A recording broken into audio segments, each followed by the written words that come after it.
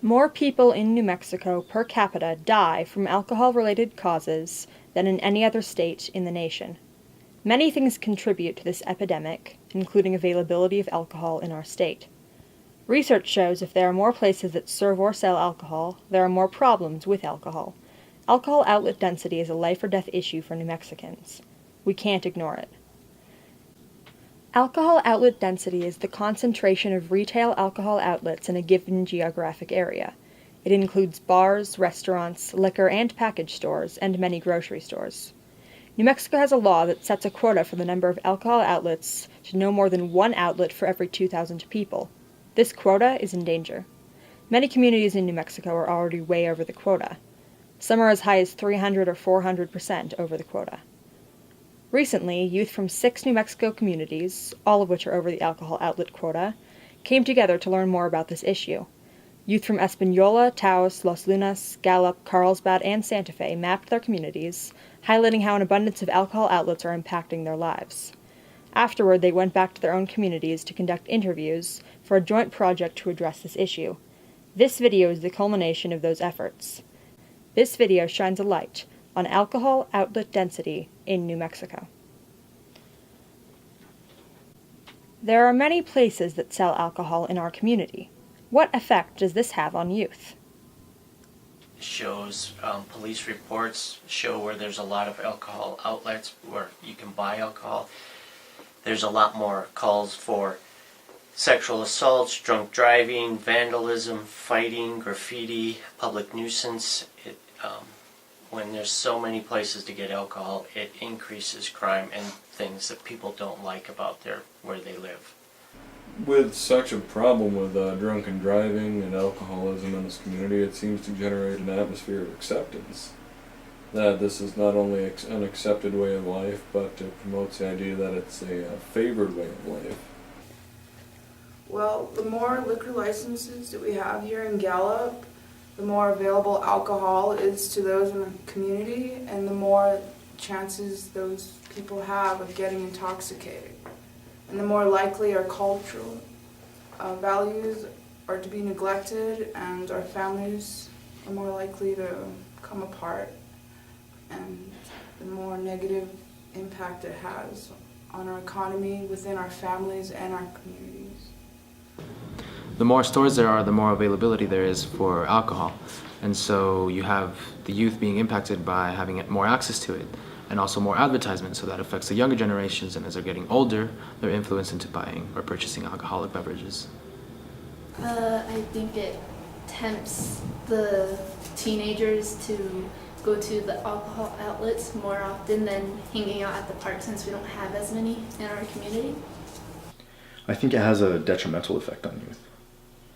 Because if you look at the Espanola Valley where I'm from, we're 320% over the quota for alcohol licenses per capita to people. And if you look at that in comparison to the most recent epidemiology profile that came out, we rank first, the number 1 county in the state for alcohol-related death, alcohol chronic disease death, alcohol-related liver disease death, and alcohol-related injury death. So if you tell me youth are a product of their environment, look at the environment that we have them in. Well, what it does is it promotes exposure of alcohol to our young people. It promotes vagrancy, and it promotes a lot of bad activity that our young people are exposed to. And so the more alcohol outlets you have, the more exposure you have to a substance that is harmful to our young people. It's probably easier to find just because it's in the grocery stores and the liquor stores. I'm glad we no longer have drive-ups, because that curtailed it. I mean, you didn't even have to get dressed up or anything to go out and just buy your alcohol. Now you actually have to go inside of a place to purchase alcohol, so that probably curtailed it a little bit. It seems like when families do get together, it's always alcohol involved. Picnics, camping, there's always alcohol there. I think the less it's around, the less the children see, and they know that that's not the way we should be socializing with each other. We need to show them that, and how to start that is be a long road ahead. But when it's everywhere, when there's advertisements everywhere, when you walk around a place and all you see are places that are selling alcohol, I worry about the kinds of things that happen to people. And what we know happens when there's lots of alcohol outlets is more DWI, more domestic violence, more crime, more litter in the neighborhood, and just an atmosphere that isn't so much about help and celebration, but an atmosphere of kind of a rundown and a dangerous place. So that's what I see. I think it also affects school attendance and putting education as a priority first when alcohol gets in the way and kids start drinking at a young age. It's just more possible, I guess, for them to drop out of school or put that as, just a secondary thing in their lives.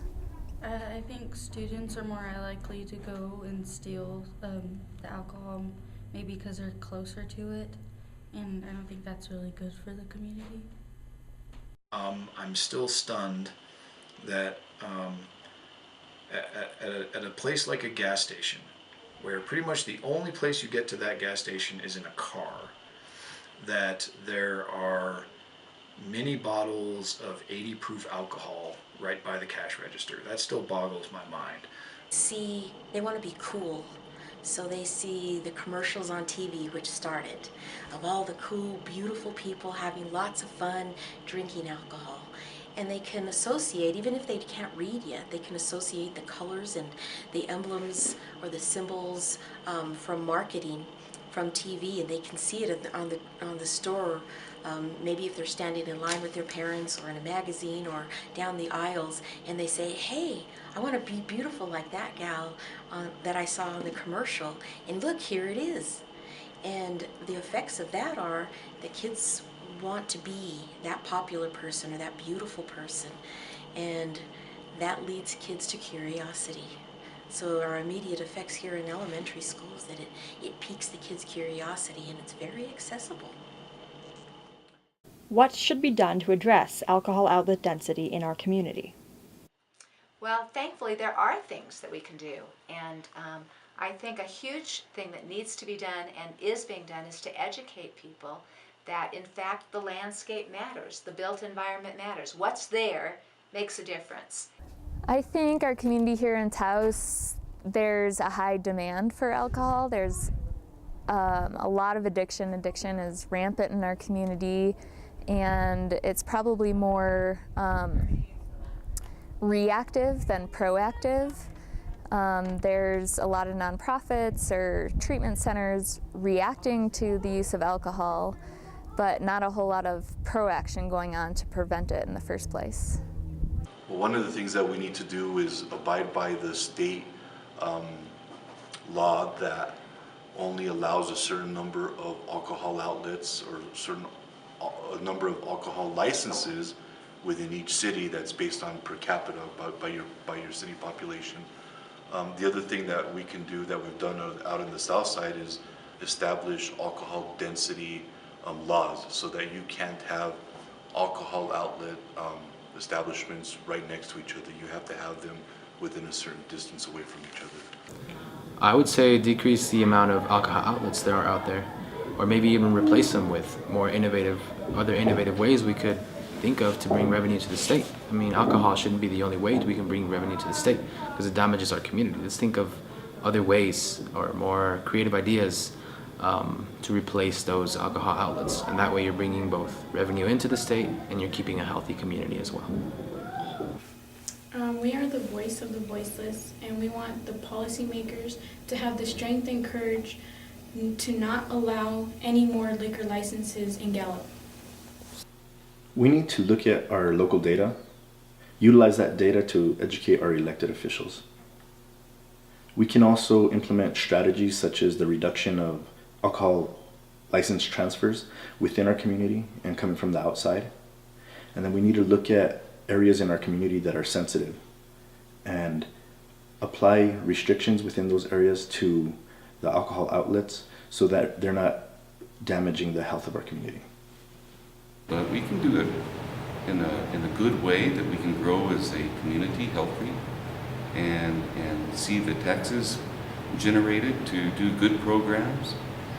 So we can do these things. If we're smart about it, we're going to make this community a lot better place. So where do we go from here?